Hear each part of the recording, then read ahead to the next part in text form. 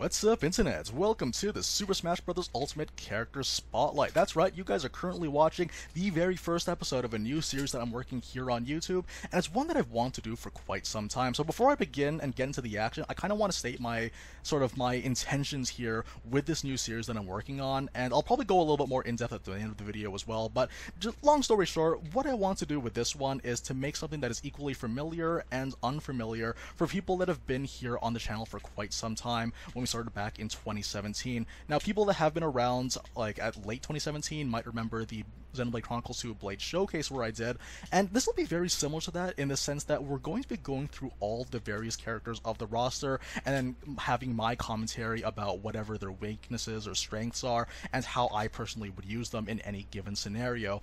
Also, what I want to do in order to make things different and to keep things fresh is that I want to have less of an emphasis on being a guide and more of someone that kind of just shares my own mindset with these kinds of things.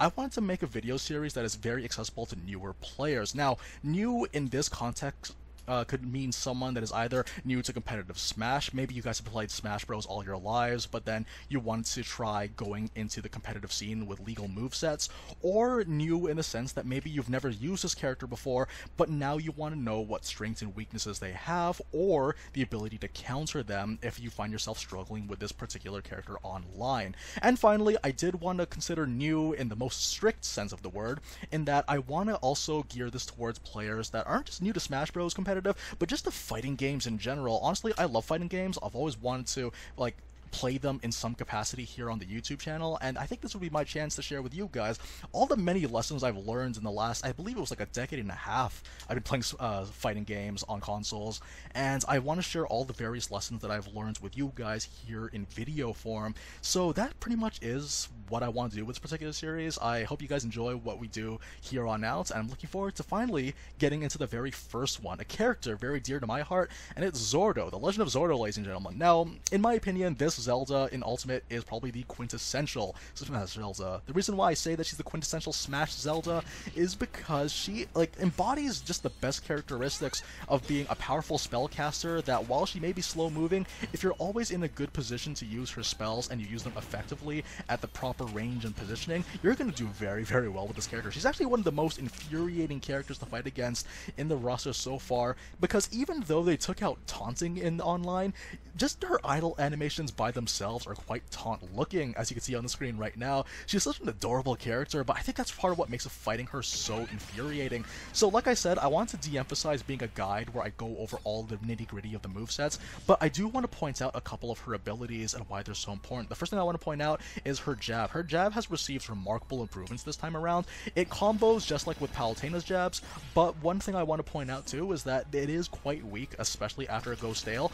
That being said though, it comes out extremely quickly. It's great for catching rolls or grab attempts, and even if you were to space out, say a smash attack and that person blocks it, you could just throw in a jab and you will catch people that try to go for the grab attempts. Not to mention that if you're fighting against big characters like Donkey Kong or K. Rool or Ridley, you will be able to catch them when they're standing directly behind you. It's not a very powerful move. I believe it goes down to as low as 5.7% if it goes stale, or maybe even lower than that, but it's just a nice way to quickly rack up damage. Another ability I want to point out is going to be her forward tilt. Forward tilt is a great way to do out of dash. For those of you guys that are unfamiliar, do a dash, then hit down before pressing your tilt stick, and you will be able to do this attack. It has a pretty decent range to it, and for the purposes of Zelda, it actually doesn't have a hitbox, meaning that the attack, if you were to use this against sword users, they won't be able to hit you if they hit the attack that you're doing. It's very, very useful for spacing, and knocking people away is extremely important, as you'll notice if you also use her dash attack. Her dash attack is quite good in this game, very, very useful to have. Try not to be too predictable with it because it's very easily punished on block. But another thing I want to point out about her dash attack is that you want to use it primarily when there are people that are landing, or if you know they're going to try to go for a dash attack of their own. It's a great way to rack up damage, particularly because it knocks people away, which is the perfect time for you to start setting up your spells. Speaking of spells, all of her specials have received some remarkable improvements overall. In particular, there's going to be the Din's Fire. Din's Fire is a very, very nice move for kill potential, especially if you fully charge it. When you fully charge it against enemies that are recovering and then they're close enough to the blast zone, this this will KO at low percentages. It's very deadly. Not to mention, it got a nice quality of life buff, where if you use this in the air, you won't go into a free fall after detonating it, so you can clear the landing zone as you do so.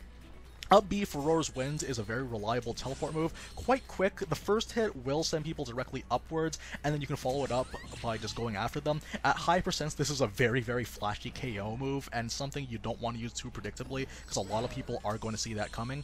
Otherwise though, using it on the recovery, most people will try to bait it out and then go for a grab punish. So more often than not, if you want to use this as recovery, you may want to just go ahead and then use it to just go ahead and snap to the ledge, if that's what you want to do. So here we go. Oh, we'll hang on. Yeah, so you kind of just want to use the diagonal so you can go from below the ledge to make sure no one meteor KOs you, unless you're being too predictable with it, in which case people will be on the lookout for that. Otherwise though, it's a pretty decent KO move overall, really fun to use, but again, just like with all of Zelda's moves, don't be too predictable with it.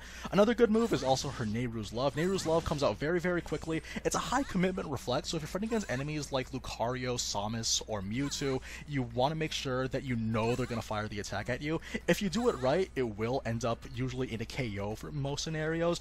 That being said though, most people will try to bait it out and they will be able to punish it once the attack is done. If you use it at close range, you do have some intangibility at the beginning of the attack, so they won't be able to hit you when it starts up, meaning you will be able to quickly rack up damage just at close range, just because of how quick this is, and you're able to reliably hit people with it. And then finally, there is her Knight, the last thing I'll talk about for her specials. The Knight is very, very good. I believe it has I think 8 or 7 stages, but there are 5 attacks. The first 2 attacks are just regular melee attacks, being a kick and a punch, and then the third attack is the horizontal swing of the sword. Horizontal swing of the sword is pretty decent. It doesn't do that much damage, doesn't go for that much distance, but it is stronger than the first 2. And then there is going to be the overhead swing. The overhead swing and the final attack, which is the underhand swing, are the most useful moves and ones that you will be using the majority of the time, and it's very important that you know which ones to use in any given situation. The good thing about the overhand swing is the fact that it actually hits people on the platform, and it comes out very quickly and attacks very quickly, so it's great for playing a game of keep away. Meanwhile, when you use the underhand attack, it's a great kill move, and if you hit people close to the blast zone, just like with Dinspire, it will kill people. I'll talk about more of this during the online fights, since I do use it a lot, but the general rule of thumb is to try to have it out as many times as you can against most characters. Obviously there will be exceptions, ones that reflect, such as Palutena or Fox, but for the most part though, you could just play around with that even if you know that they're going to try to reflect it, and then use Zelda's grab game to a great effect. So another thing I wanted to point out is going to be her infamous Lightning Kick. Lightning Kick is a very, very powerful kill move, particularly at high percents. It's going to be a guaranteed kill in most scenarios, and it's a very, very flashy one too. But one of the problems with this though is that it has a sweet spot. If you don't hit within the sweet spot, it is actually unsafe on hits. But if you hit it with the sweet spot, then it's actually quite safe on block. It's a very good kill move, but I would recommend saving this, particularly if you know someone's going to chase after you and you throw it out. Because like I said, if you're constantly throwing it out and you become predictable with it, people will be on the lookout to punishing you for that. But you can also do it off of a down throw, particularly against characters that fall very, very quickly. Yeah, you can try to use it against certain characters off of a down throw, or you can use it as an out of shields option. So after you block the attack, immediately use the new trick where you can press the attack button and the jump button at the same time for short hops, and that would be also a good kill option just like that. It's all that's one of the many things that makes Zelda so nice, is that once you get a good handle on your proper positioning and where and when to use certain moves, she becomes one of the most aggravating characters to fight against, and as long as you're able to reliably keep people out of a certain range, she does very, very well. It's all about picking the proper move for every different scenario, and that's why I find her so fun and why I've decided to main her. So, I could talk all day about Zelda and all her different abilities, and there's so many moves I did not talk about just now, but I'd rather just go ahead, go online, and show you guys how I play these kinds of games, and the kind of things that go through my head if you guys find yourself struggling online. So let's go ahead and get to it. Okay, so here we are at the infamous Quick Play Solo Mode. Now, as you can see, my GSP, we're actually on the thresholds of Elite Smash I think like maybe 3 or 4 more wins would seal the deal in Elite Smash, but the thing is, I just want to clarify, I've actually reached Elite Smash a bunch of times, at least 5 times on Zelda, and I've always kept finding myself getting knocked back. That being said though, I could be okay with that. In fact, I will be okay with that, just because I find that personally, GSP, while a pretty nice idea, honestly, it was not a very fully well thought out idea. It's not a very good gauge of character or player skill, I find, mainly just due to the fact that because this encompasses all the different movesets available in these games, it's just that a lot of people go through as many underhanded tactics as they can to maintain their rank, going so far as to make, you know, like Omega stages with assist trophies and like Daybreaker and Dragoon enabled, which is like, if they find that fun, good for them, but honestly though, I'd rather just play the game at my own pace and not worry too much about the rank. And again, that would be my very first advice that I could give to you guys that are going into online for the first time. No one cares about your rank except for you, and honestly, that's okay. It's completely okay. Okay, we're up against a Wolf. Wolf, very, very scary with his aerials, some of the most annoying aerials in the game. He can rack up damage like crazy just by virtue of how good the hitboxes of his aerials are. That being said though, as long as you can constantly keep him out, you'll be able to do just fine if you're using Zelda. Alright, so as you can see, I'm just like kind of using as many knights in the face, trying to see which attacks that he uses best. Alright. Okay, so he's pretty diligent at punishing that, so I won't be able to abuse the dash attacks as often as I'd like. So that's something I want to keep in mind. A lot of people say that there are punishable things in the game and you shouldn't do punishable things. The thing is though, I kind of don't like that. The reason why is because I think that you should be allowed to do the punishable stuff, because that is the very, very annoying stuff that gets people annoyed and gives you an advantage if people don't know how to punish it. The moment they start to punish that kind of stuff, that's when you want to get into being careful for these kinds of things. Alright, so I'm trying to rack up the damage as best I can. He's very, very good at shining, so I have to be very careful how I handle this Phantom from now on. Okay, so there we go. So he went ahead and whiffed those specials. He's gonna go for the shine again. It doesn't matter. I can go for the grab. So that's what I said before when, like, I mentioned that there are some characters that you may want to be very, very careful about using your Phantom on, because if you know they're gonna try to counter it, go ahead and go for the grabs. That just means that you know exactly what they're going to do, and the more you know what your opponent is going to do, the better things are going to be for you. All right, do the down smash quickly. He uses that gun at point-blank range. That is a very good gun. I love that gun that Wolf has. I should probably be more diligent about punching that, actually. Okay. Oh, point-blank gun range. Honestly, if I was good, I'd try to punish that close range with Nehru's Love, but unfortunately, I'm nobody. Alright, so here we go. He's gonna go for that shine again. Yep, of course you are. Alright, see ya, friends. So he's whiffing his attacks now, so that's a good thing for me. And again, that jab, perfect for punching your rolls. Okay, so what's he gonna do now? Is he gonna go for the gun? Oh, and also you can catch him right before the shine too. And we force the air dodge. That's part of what makes Din's Fire so powerful. The nice thing about Din's Fire is that as long as you position it properly, they have the choice. Your opponent has the choice. Either get hit by it or go force that air dodge. If you force an air dodge, that just opens up a whole new amounts of possibilities that you can do against them. Otherwise though, GG to the Wolf here, and we're going to go ahead and move on to the next fight. Alright, so before we get into the next fight, I do want to point out a couple of things about the Knights. The Knights, like I said before, has several stages to it. Particularly the 4th and 5th stage are the ones that you're going to be wanting to use the majority of the time.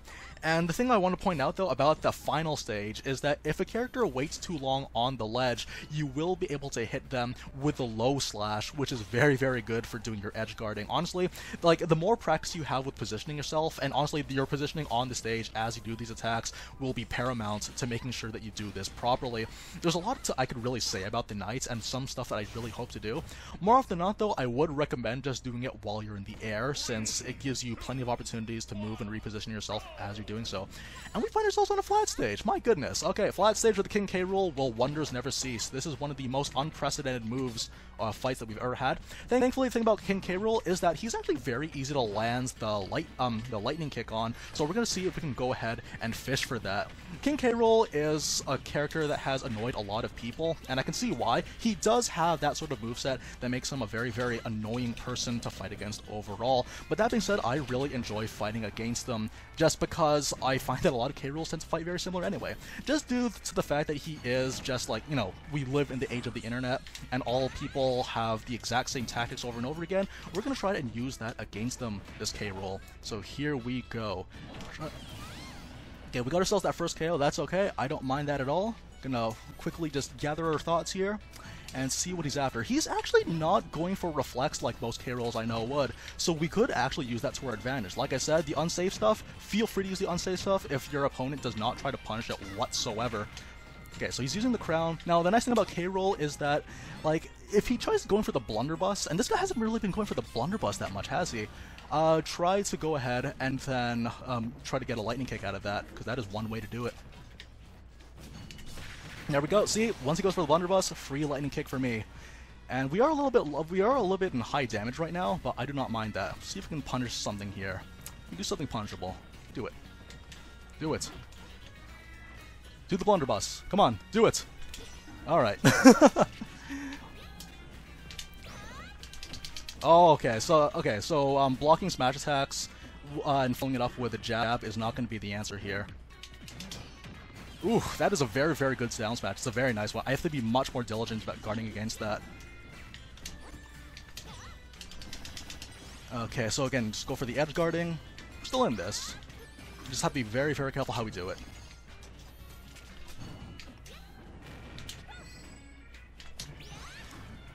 Is that it? No, not quite.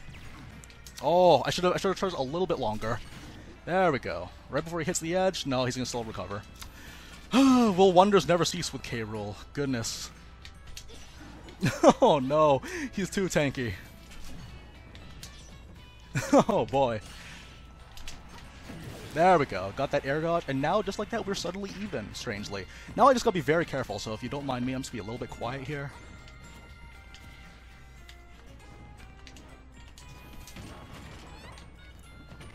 Oh, that's a lot of damage.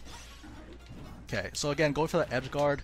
Zelda functions very, very well in scenarios where you can just keep people over at the edge.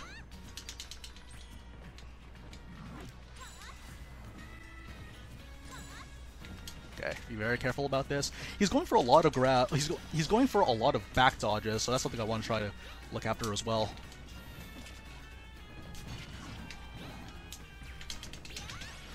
Alright, doing a lot of dodges here.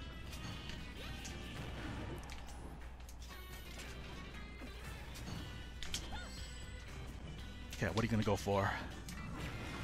Nope. Okay, we got ourselves a dead. No, not quite, not quite. Oh, he stays in the game for such a long time, doesn't he? He's such a persistent croc. Oh boy.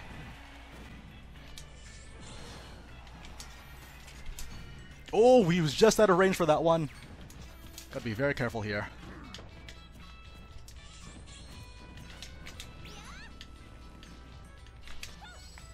Okay. Sweet! It's always nice when that happens. I could have actually choked on that one. I should have gone for a little bit more up smashes because I knew he was going to try to push from above.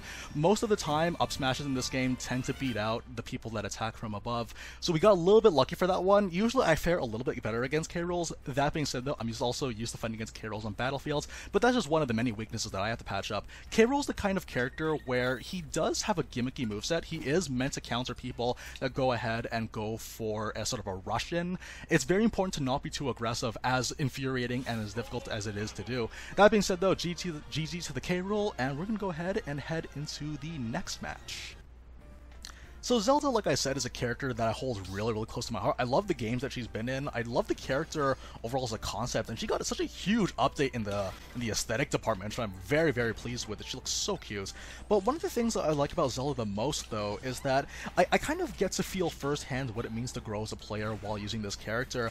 And this is very apparent. Ask anyone that knows me on the Discord or in the YouTube community that's played against me.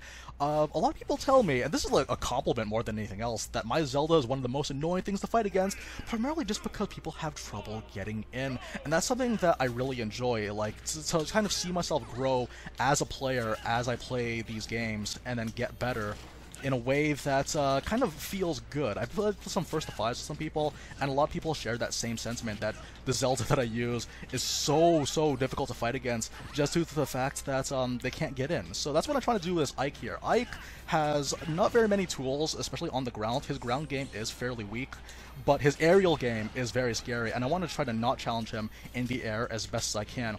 That being said, though, I feel almost as if Zelda is a pretty decent matchup. Obviously, it is still pretty early to say whether or not matchups can be considered good or bad overall.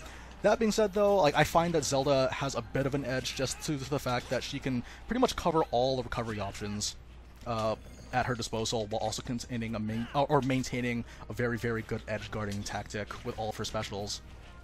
Okay, so this guy's gonna go a little bit crazy with all of his aerials here, and an up smash. Gotta be careful with that one. He's gonna tie it up really soon if I'm not careful.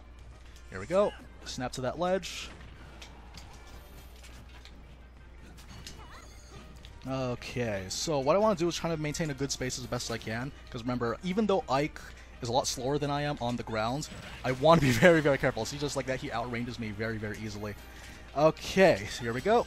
Catches with the up smash. You gotta be very careful of that up smash. A lot of people don't see it coming.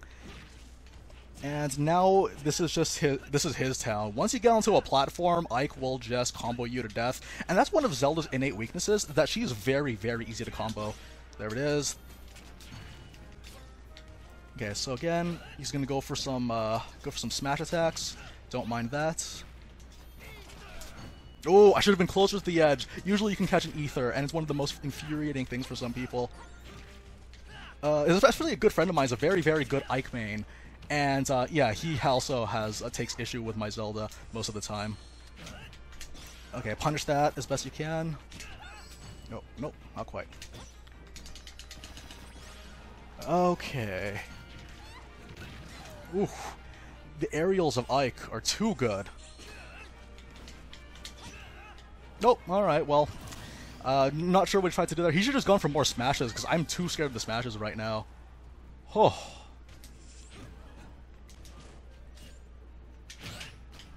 Yes! That was a completely intentional parry. You kidding me? Oh, I only wish I was that good. Okay, try to get yourself into position where you can punish a whiffed aerial as best as you can. It's gonna be very difficult. More often than not, though, we're just gonna have to make do with what we got. Honestly, if you're too afraid to go in, go ahead, spam your Jin's Fire. That'll be another way to do it. Okay, so he's gonna try to spam an aerial. No, he's gonna go for a down air. Oh, okay. Those aerials of Ike's are too deadly. My goodness. Here we go. Okay, so he's gonna go for that, and he's gonna force. I can force an air dodge. I just need to be able to be in a good position to actually use it. So here we go. He's gonna punish that with a grab very reliably. Yeah, because once Ike controls the airspace, it's over. Oh, yeah, I completely messed up my follow-ups that time.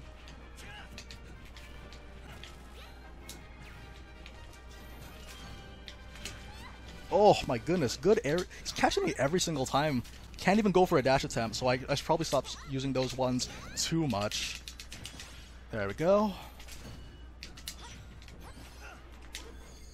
Yeah, okay, he's gonna burn that. Go. He was able to parry it, but I guess I don't think he knew he was going to do it. Okay, gotta be very careful how I do this.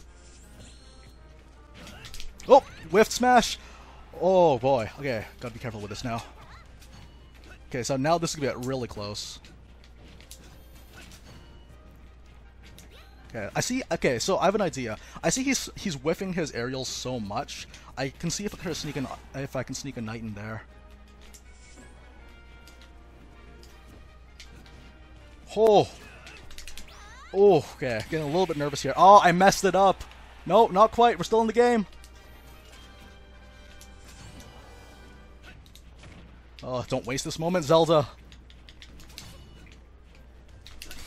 Yes! Alright. he managed to whiff that up tilt. If I was a little bit late on that one, then that would not have worked. But that was a very close game, very good game with that Ike. Ikes are always scary to fight against. Oh boy. But yeah, honestly though, like, I did notice that he was doing the aerials. I just need to find a good way to address that. And that's one of the other things too. It does pay to look at replays and then observe what exactly it is that you're doing wrong in your replays, and then figuring out approaches in those scenarios. So for me, the biggest struggle that I had was trying to get in when Ike was spamming the aerials. Now, what I should have done was kind of be a little bit braver with charging the knights and then trying to meet him in the air with my aerials, because I know he's going to be there anyway. That way, I'd be able to keep him kind of scared of the knights and then put him in a position where I can easily use that against him. Otherwise, though, it's a pretty good fight overall. Honestly, she's just a really fun character to use overall, and most of the matchups just boil down to how reliably you can keep people off the stage. The more reliably you can keep people off the stage, the better you're going to do overall, and honestly, that's part of why I enjoy her so much. As long as you can wall people out, then you're going to do very, very well with her. And honestly, though, as it stands right now, she's not very strong overall in comparison to all the other people. She's received some fantastic changes here and there, and even this video alone that you watched didn't exactly show her full potential as it is. I would look forward to playing as her some more here on the channel. That being said though, like, she is just a lot of fun. I think the majority of her prowess just stems from the fact that the game is still not even more than a month old.